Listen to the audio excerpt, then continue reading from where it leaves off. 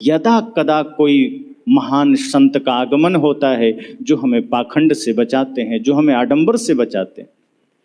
इसलिए हम सबका दायित्व है कि हम उन पाखंडों में न पड़ें। अब एक बात और ध्यान देना कि सदगुरु कबीर अगर हमें पाखंड से मुक्त करते हैं, इसका मतलब ये नहीं कि वो हमें अहंकारी बना देते हैं। सदगुरु कबीर अगर हमें पाखंड से मुक्त करते हैं तो हमें वे और गहरा प्रेमी बना देते हैं। क्योंकि जहां हम पाखंड में अगर किसी मंदिर से जुड़ गए तो हम आदमी में भगवान को देखना ही छोड़ देते हैं।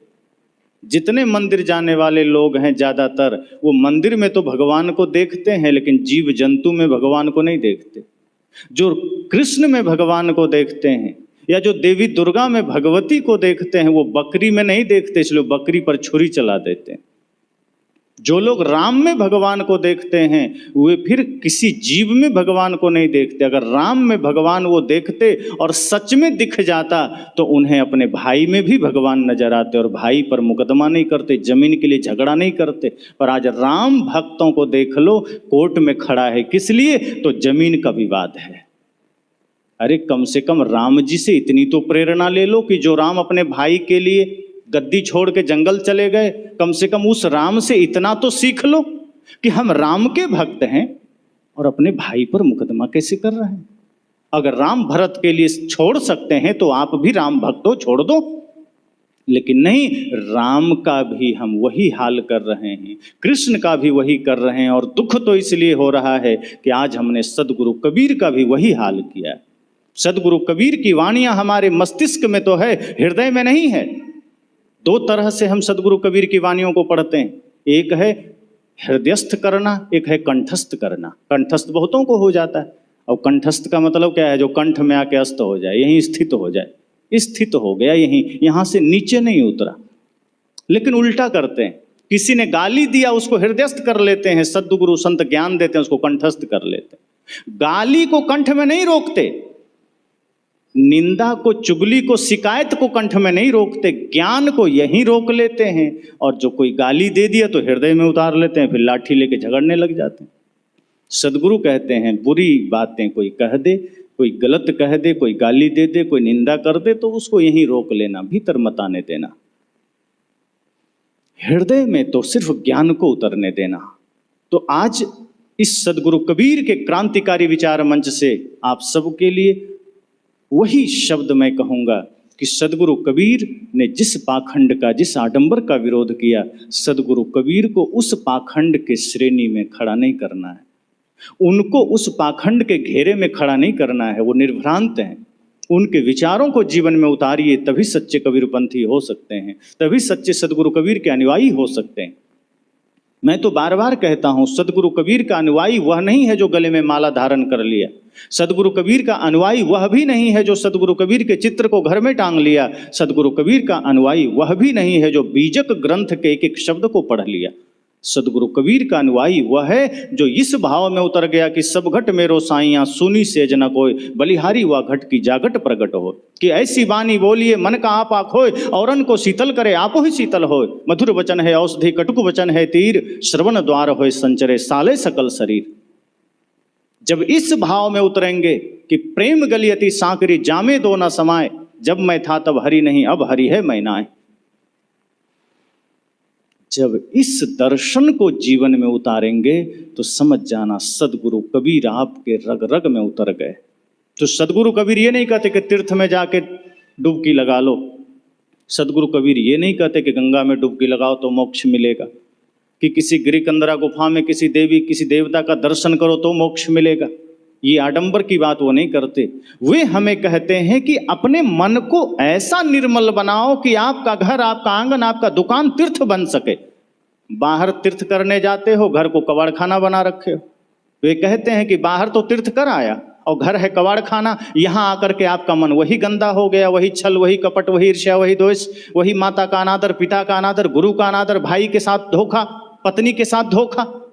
तो तीर्थों में तो धार्मिक बने थे, गंगा नहाने जब गए थे तो धार्मिक बने थे, वैष्णव देवी की यात्रा में गए थे तो धार्मिक बन गए थे, और घर आए तो अधार्मिक हो गए। सदगुरु कहते हैं मैं ऐसे तीर्थ को नहीं मानता।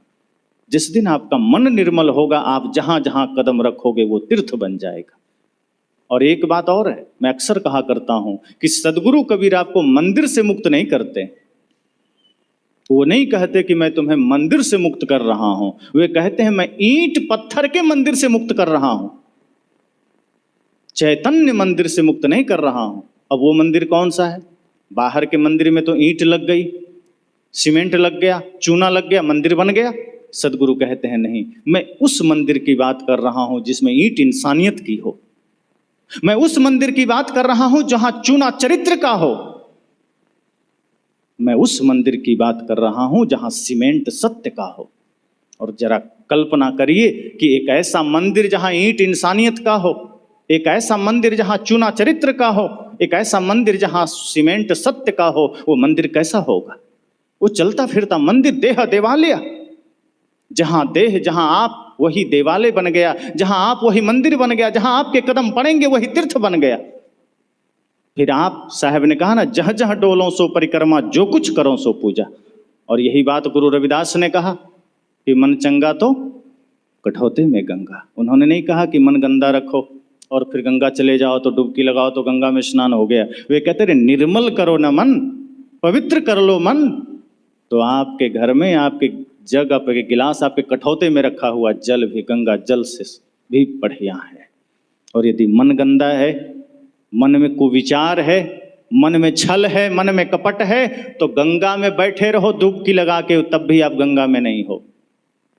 अगर मन में गंदगी है तो मंदिर जाओ, चाहे मस्जिद जाओ, गिरजाघर जाओ, चाहे गुरुद्वारे जाओ, मन अगर गंदा है तो आप मंदिर में हो ही नहीं। और मन निर्मल है तो आप मंदिर से बाहर ही नहीं हो। फिर तो ये पूरी धरा मंदिर बन जाता है। अगर मन निर्मल हो गया तो जहां जहां कदम रखोगे सब मंदिर है। तो सदगुरु कहते हैं मैं तुम्हें सीमेंट और ईंट के मंदिर से मुक्त करता हूं, लेकिन ऐसा जीवन जीने की प्रेरणा देता हूं कि जहां रहो वही मंदिर हो जाए, जो करो वही पूजा हो जाए। अब अलग से हम पूजा कराने जाते हैं, सुबह उठते हैं, जैसे दैनिकचर्या है ना, कुछ लोग मंदिर चले गए, कुछ लोग कबीर साहब के मंदिर, कोई राम के, कोई कृष्ण के, सब तरह से लोग हैं। किन्हीं को कोई पसंद आए, किन्हीं को कोई। अब वहां जाके हम क्या करते हैं? पुष्प लेते हैं, कुछ आरती जला लेते हैं, अगरबत्ती घुमा लेते हैं, कुछ मंत्र, कुछ प्रार्थना गा करके हम निकल लेते हैं। सदगुरु कहते हैं मैं इस मंदिर को इस तरीके से नहीं मानता। वे कहते हैं कि आपका कर्म इतना निर्मल हो जाए कि सिर्फ अगरबत्ती घुमाना पूजा ना रहे। आप अगर झाड़ू लगाओ, इतनी निर्मलता से लगाओ, इतनी पवित्रता से लगाओ कि आपका झाड़ू लगाना पूजा बन जाए। आप अगर माता, आप भोजन बनाते हो तो अपनों के लिए भोजन बनाते हो, माता पिता सास ससुर पति पत्नी के लिए, तो आपका भोजन क्या है? खाना है। और कहीं भगवान के लिए बनाना पड़े, मंदिर में जाकर के, जिसको भोग कहते हैं, तब आप उसको प्रसाद समझ के बनाते हैं। सदगुरु कहते हैं यही तो मैं कह रहा हूं कि अपने घर के लोगों के लिए वही परमात्मा का भाव करके बनाओ, अपने सास ससुर पति के लिए वही भाव करके बनाओ, तो आपका प्रतिदिन प्रतिपल वो भोजन प्रसाद बन जाएगा और वो आपका भोजन बनाना पूजा बन जाएगा। आप कभी 1 मिनट के लिए मौका मिला, मंदिर गए तो तमेव माता च पिता तमेव बंधुश्च सखा कह दिए, और बाहर मंदिर से आए तो बेटे को गाली दे दिया, पत्नी को गाली दे दिया, नौकर को गाली दे दिया। कहते मंदिर में तुम थे कि कोई दूसरा था? वहां इस मुख में प्रार्थना के शब्द आ रहे थे, बड़े प्रेम भरे शब्द आ रहे थे, और मंदिर से बाहर निकले तो गालियां कहां से आ गई? इसका मतलब जो रहे करवा सो निकले टोटी। टंकी से तो वही निकलेगा जो टंकी में होगा। अगर टंकी में पानी भरा है तो टोटी खोलो, पानी निकलेगा, और टंकी में तेल भरा है तो तेल निकलेगा। तो अगर मंदिर में जाके इस मुख से प्रार्थना निकली है और घर में आए, बाजार में आए, लोगों के बीच आए तो गाली कहां से निकली? इसका मतलब यहाँ गाली भी इकट्ठा करके रखे हो, इसका मतलब यहाँ विकार भी संजो करके रखे हो। सदगुरु कहते हैं मैं इसे प्रार्थना मानता ही नहीं हूं, बल्कि प्रार्थना में उसे मानता हूं कि मंदिर भले ही तुम कभी ना जाओ, लेकिन जहां भी जाओ अगर इस मुख से सत्य और मीठा वचन निकलता है तो समझना हर क्षण प्रार्थना है, हर क्षण मंत्र है। तो यह दर्शन सदगुरु कबीर देते हैं। लेकिन हमने आज सदगुरु कबीर के साथ बड़ा अन्याय किया है।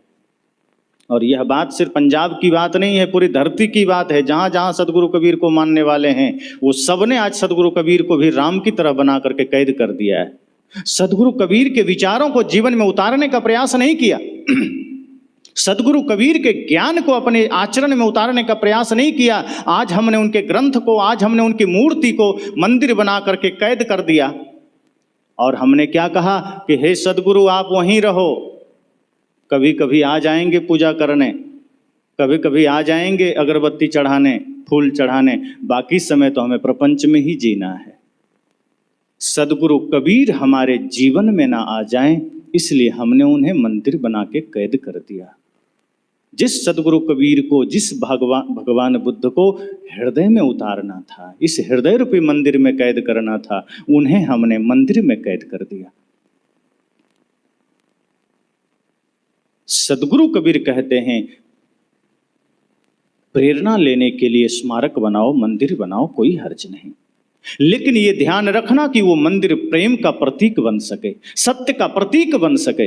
अगर आप सदगुरु कबीर का कोई स्मारक बना लिए, कोई मंदिर बना लिए, तो इतना ही ध्यान रखिए कि वो राम के मंदिर की तरह न बन जाए कि भोग मोक्ष का केंद्र बन जाए। सदगुरु कबीर का मंदिर अगर बनाइए तो इस संकल्प से बनाइए कि जो भी व्यक्ति यहाँ आवे या हम अगर यहाँ रहते हैं तो सदगुरु कबीर की वाणी सबके हृदय में जाना चाहिए, सदगुरु कबीर का ज्ञान सबके हृदय में जाना चाहिए। सदगुरु कबीर कर्म की बात करते हैं, कर्म की पवित्रता की बात करते हैं। इसलिए मैंने कहा कि सदगुरु कबीर कर्मकांड का विरोधी हैं। वो कर्मकांड कोई भी करे, अगर वो कोई ब्राह्मण करता है तो भी उसका विरोधी हैं, और कोई कबीर पंथ में आके कर्मकांड करता है तो सदगुरु कबीर उसे भी ब्राह्मण ही कहते हैं। वे कहते हैं कि पाखंड करने वाला किसी भी जाति का हो, किसी भी मत पंथ का हो, वो ब्राह्मण है, अर्थात ब्राह्मण कर्म करने वाला है। वैसे तो अर्थ बढ़िया है, ब्रह्म जानाति इति ब्राह्मण, जो ब्रह्म को जानता है वो ब्राह्मण है। ब्राह्मण का अर्थ सरल भी है और गहरा भी है, लेकिन उसका पालन जो नहीं करते, वो तो सदगुरु तो कहते हैं कि जो ब्रह्म का आचरण कर ले कोई भी ब्राह्मण हो जाएगा। अब ब्रह्म का आचरण क्या है? वही सत्य को धारण कर लो, प्रेम को धारण कर लो, करुणा को धारण कर लो, हर कोई ब्राह्मण है। सदगुरु कबीर ये थोड़े कहते हैं कि कोई जन्म से ब्राह्मण है, जन्म ना जाए ते शूद्र। ऋषियों ने कहा जो जन्म लेता है जन्म से सब शूद्र है। संस्कार भवति द्विज, जो संस्कार ग्रहण करता है, अपने जीवन को सजाता है ज्ञान भक्ति वैराग्य से, जो मन को निर्मल करता है, फिर वो द्विज बन जाता है। कोई भी हो सकता है। ये जाति सूचक यहाँ नहीं है, ब्राह्मण या द्विज ये जाति सूचक नहीं है, ये अवस्था है। कि जैसे आप छोटे छोटे बच्चे भी यहाँ बैठे हैं, वो पढ़ रहे हैं, वो विद्यार्थी हैं। अब विद्यार्थी कोई जाति नहीं है, ये अवस्था है। वो पढ़ रहा है तो विद्यार्थी है, और उसी में से पढ़ के कोई प्रोफेसर हो गया, कोई डॉक्टर हो गया, कोई इंजीनियर हो गया, तो पद बदल गया। इसी तरह से ये मनुष्य है, ये पढ़ लिख करके अर्थात भक्ति करके यही भक्त बन जाता है, साधना करके यही साधक बन जाता है, पूजा करके यही पुजारी बन जाता है, यही साधु बन जाता है, यही श्रेष्ठ आत्मा बन जाता है। और अगर यह अपना कल्याण कर लेता है यही परमात्मा बन जाता है। अलग कहाँ है? यही श्रेष्ठ कर्म को धारण करता है, यही ब्राह्मण हो जाता है। इसलिए मैंने कहा कि सदगुरु कबीर बिल्कुल साफ सुथरी बात करते हैं। वे आडंबर की बात नहीं करते, पाखंड की बात नहीं करते। अब यहाँ विचार यह करना है कि हम ये बात रटते तो जरूर हैं मंचों से कि सदगुरु कबीर आडंबर नहीं करते, सदगुरु कबीर पाखंड नहीं करते, पर हम करते चले जाते हैं। हमारा ज्ञान वहीं तक सीमित हो जाता है कि हम जरूर पाखंड करेंगे, हम आडंबर करेंगे। मैं कितने जगह जाता हूँ, भारत के कई जगहों में जाना होता है, तो मैं देखता हूं कि जो सदगुरु कबीर को मानने वाले लोग हैं वो भी पिंडदान करने गया जाते हैं। अभी पिंडदान का समय था, मैं कितने ऐसे कबीरपंथियों को देखा जो अपने पूर्वजों का पिंडदान करने गया चले गए। तो एक सज्जन मेरे पास आए, उन्होंने कहा गुरुजी हम अपने पुत्र का पिंडदान करने गए थे, पुत्र गुजर गया था। मैंने कहा क्यों? कहा ताकि उसकी आत्मा को मुक्ति मिल सके। मैंने कहा आप सदगुरु कबीर को मानने वाले लोग हैं और सदगुरु कबीर यह कहते हैं कि जियत न तरे तो मुए का तरी हो। अगर जिंदा रहते तरना ना हुआ, जिंदा रहते मोक्ष ना मिला, तो मरने के बाद किसी में यह सामर्थ्य नहीं कि वो आपको मुक्ति दे सके, स्वर्ग दे सके। जो आडंबर है, जो पाखंड है, उसमें मत पड़ना। सदगुरु कबीर ने कहा कि जिंदा रहते ही कुछ किया जा सकता है। अब इस पर विचार हम नहीं करते, हम भी वही करने लग जाते हैं, वही कर्मकांड, वही छल, वही पाखंड, वही भ्रम। इसलिए सदगुरु कबीर कहते नहीं, आप तो मुक्त हो जाओ।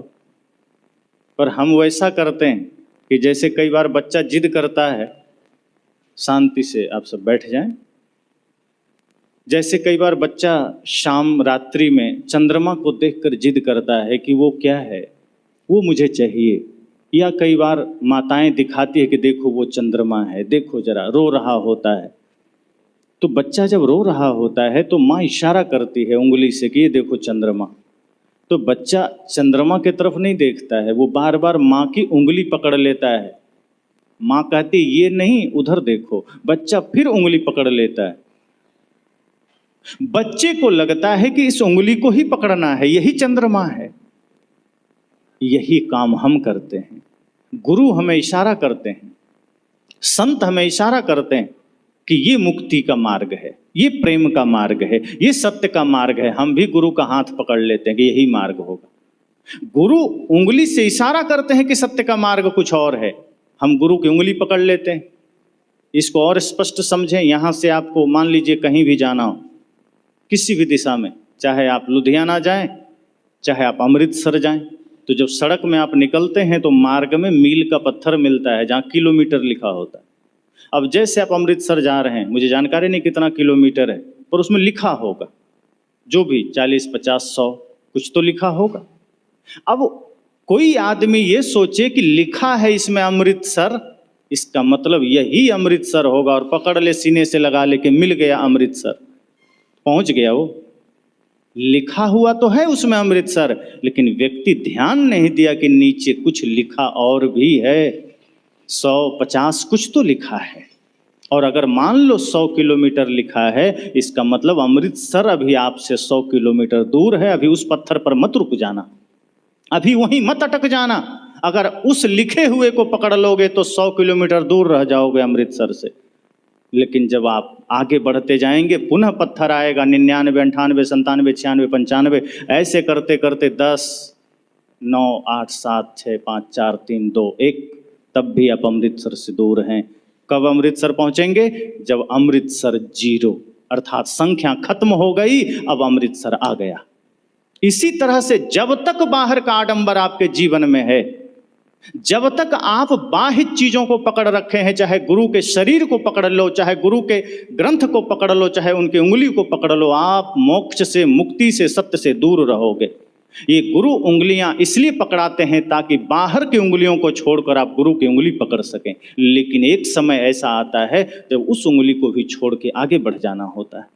एक समय ऐसा आता है जब गुरु इशारा करते हैं ग्रंथ के माध्यम से, अपनी बातें रखते हैं शास्त्र के माध्यम से, लेकिन एक वक्त ऐसा आता है जब शास्त्र का ध्यान करके हम आगे बढ़ते हैं। इसको भी हम समझ लें। जैसे मैं जब चला तो पहले मैं क्या सोचा? जब मैं आश्रम से निकला तो मैं सीधे यह सोचा पंजाब जा रहा हूं। मैं डायरेक्ट तो नहीं बोला इस जगह, ये भवन में जा रहा हूं, पंजाब जा रहा हूं। लेकिन जब मैं लगभग यात्रा कर लिया, आधी यात्रा आ गया, जब लोग पूछने लगे अब कहाँ जा रहे हैं, तब मैंने कहा जालंधर जा रहा हूं। अब पंजाब का दायरा घटा, जालंधर केंद्र में आ गया। जब जालंधर में उतर गए, तब हम किसी से कहते हमको जालंधर जाना है तो लोग पागल समझते कि नहीं, अरे वहीं खड़े हो, अब कहाँ जालंधर, अब कोई एड्रेस बताओ। तो संजोग से प्रोफेसर साहब लेने पहुंच गए। वो मुझे निवास पर लाए, आश्रम पर लाए। अब वहां से ये सत्संग स्थल पर हम आए। लेकिन जब चले थे तो मूल में क्या था? पंजाब। थोड़ा और आगे बढ़े तो एड्रेस फिर बदला, जालंधर। जालंधर में जब आ गए तो एड्रेस फिर बदल गया, जालंधर छूट गया, फिर कबीर भवन आ गया। कबीर भवन है ना, मैं वहां आ गया। यही तो जीवन में धर्म की यात्रा है। हमें गुरु शास्त्र पकड़ा दिए, हम जीवन भर पकड़े बैठ जाते हैं। हम गुरु का चित्र पकड़े बैठ जाते हैं, हम गुरु का मंदिर पकड़े बैठ जाते हैं। अरे वो जब चलना आरंभ करते हैं तो एक समझो पता है, एक एड्रेस है कि चलो ठीक है, आरंभ में हम गुरु को ही एक माध्यम बना लेते हैं, हम शास्त्र को माध्यम बना लेते हैं। और जब थोड़ा निकट पहुंचो तो वहां से भी मुक्त होना है। हम जड़ बन जाते हैं कि नहीं, हम इसको छोड़ नहीं सकते।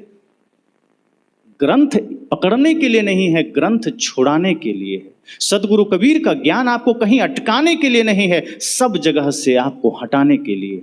जैसे आप और परमात्मा ने मंदिर बनाया कि मस्जिद, गिरजा बनाया कि गुरुद्वारा? परमात्मा क्या बनाया था? सदगुरु कबीर ने कहा, हंसा तू तो सबल था, हलगी अपनी चाल,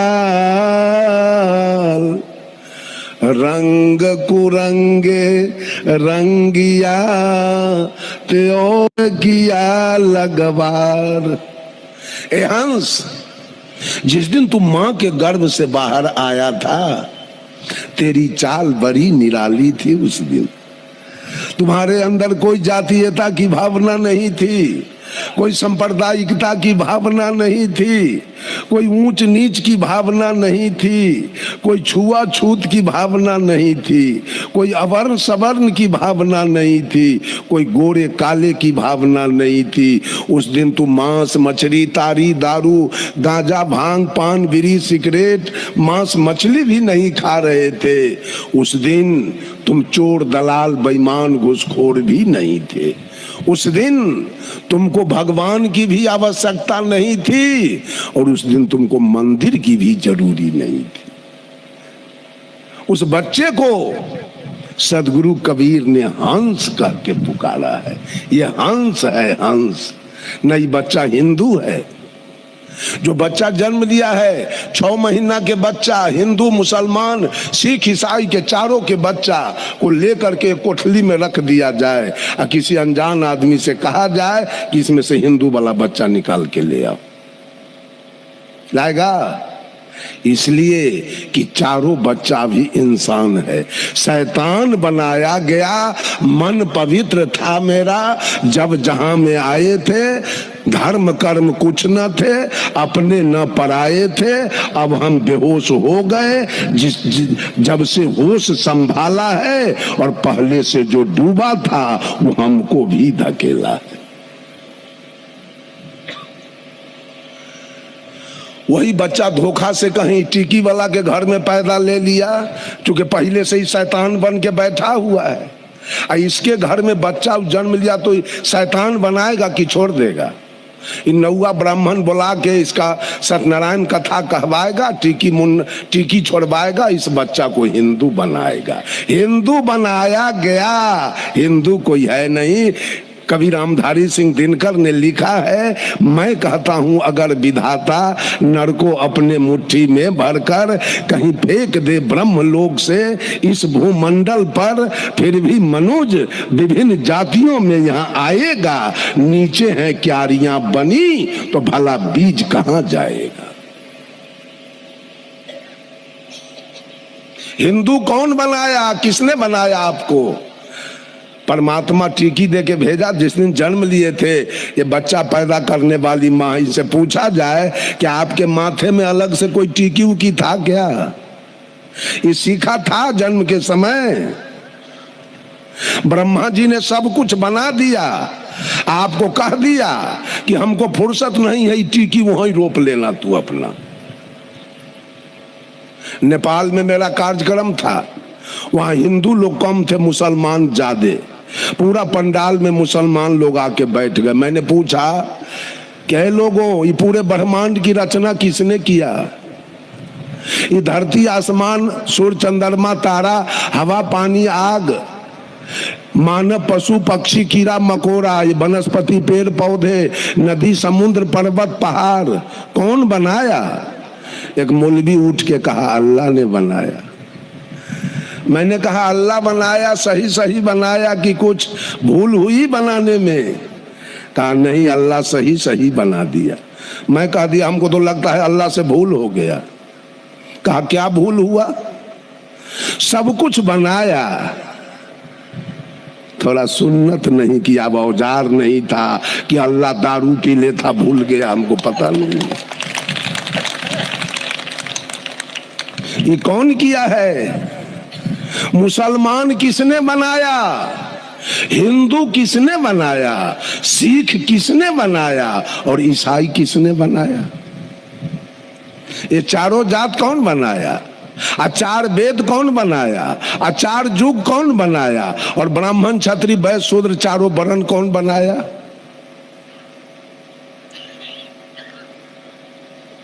बंधुओं, ईर्ष्या द्वेष पैदा किया गया है।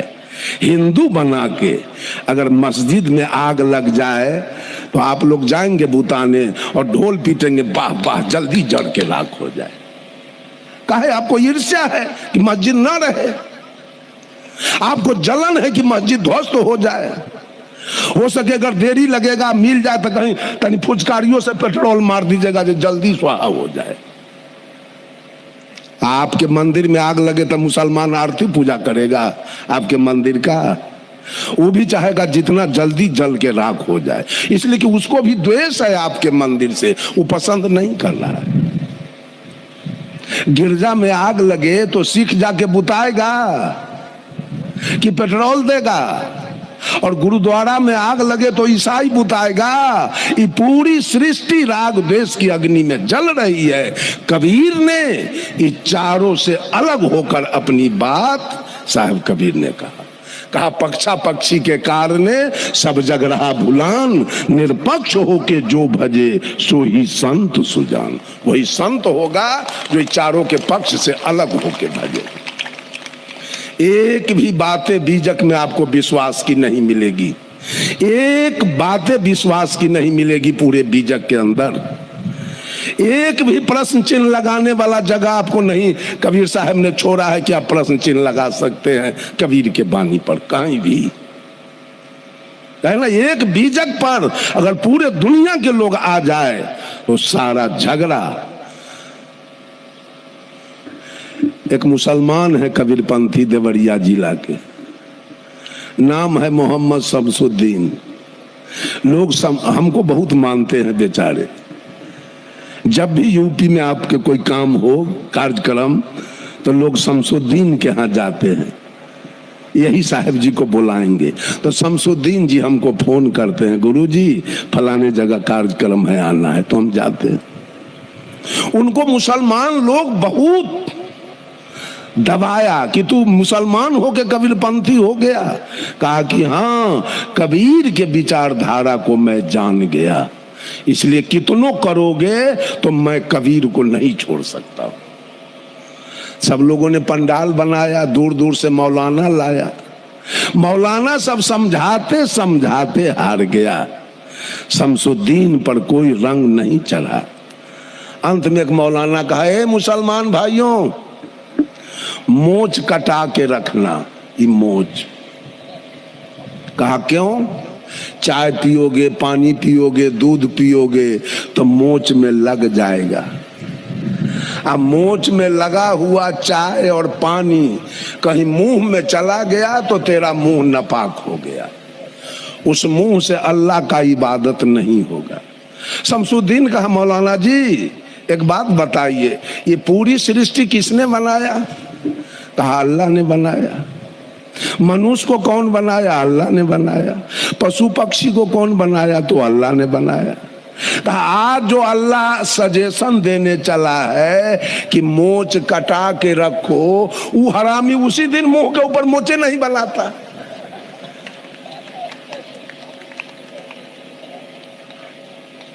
क्या करता? आज आप सजेशन देने चले हैं मोच कटा के रखो, उसी दिन मुंह के ऊपर मोच नहीं बनाते, कटाने का कोई जरूरी नहीं पड़ता। कहा ऐसे अल्लाह को मैं नहीं मानता, मैं सदगुरु कबीर के विचार को मानता हूं, उनके विचार के। कहा कि मैं मस्जिद नहीं जाऊंगा, मांस मछली कभी नहीं खाऊंगा, छोड़ दिया। मस्जिद भी जाना बंद, मांस मछली सब कुछ खाना बेचारा बंद कर दिया।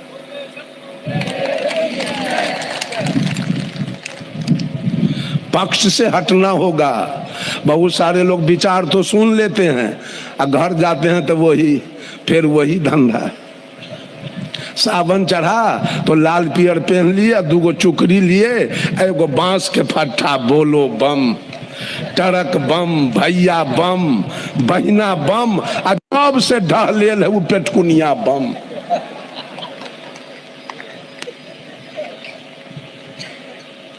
राग द्वेष में पड़े हैं सारे लोग। राम जी का मंदिर आपने अयोध्या में बना लिया है कि और देवताओं की कल्पना कितनी है, 56 करोड़। राम जी का मंदिर बन गया अयोध्या में। आज तो